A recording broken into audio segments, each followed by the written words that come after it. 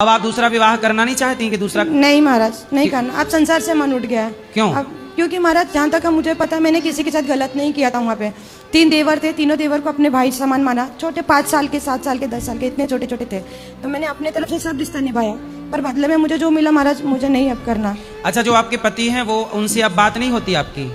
नहीं, मैं नहीं करती। मैंने 2-3 बार कॉल किया, पर वो बराबर बात नहीं करते मुझसे, तो इसके लिए मैं नहीं करती। तो कितने साल से अलग है पति आपके? 2 साल हो गया महाराज।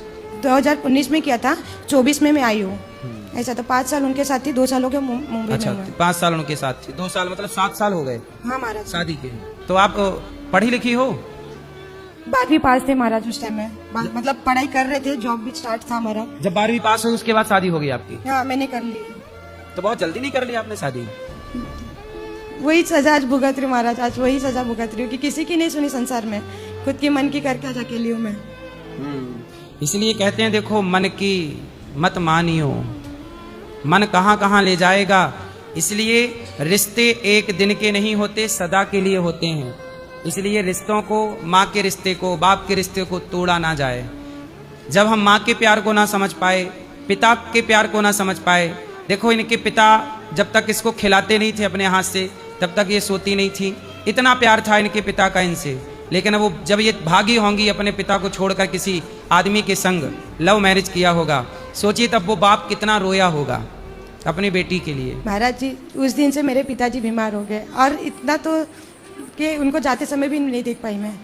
वो मेरे वजह से, मेरे जाने के दुख के कारण उनकी बीमारी, डायबिटीज पेशेंट थे, वो हाई लो हो गया, उन्होंने खाना बराबर नहीं खाया। उनके वजह से मैं तो बोलती हूँ कि मेरे वजह से मेरे पिताजी को मैंने खोया। सही, वो डिप्रेशन में चले गए ना, वो डिप्रेशन में चले गए। रिपोर्ट कुछ भी बोले महाराज, पर जो बात मुझे लगी मैंने वो बताया। सही है, आपके कारण ही वो पिताजी बेचारे डिप्रेशन में चले गए हों। जिससे प्रेम करते हैं ना, जब वो धोखा देता है तो बहुत कष्ट होता है। जैसे हम बेटी से प्यार करते हैं और बेटी धोखा दे दे, तो बाप ना उसी दिन मर जाता है। शरीर तो बाद में छूटा, पर जिस दिन आप बाप को धोखा दी, उसी दिन आपका बाप मर चुका था।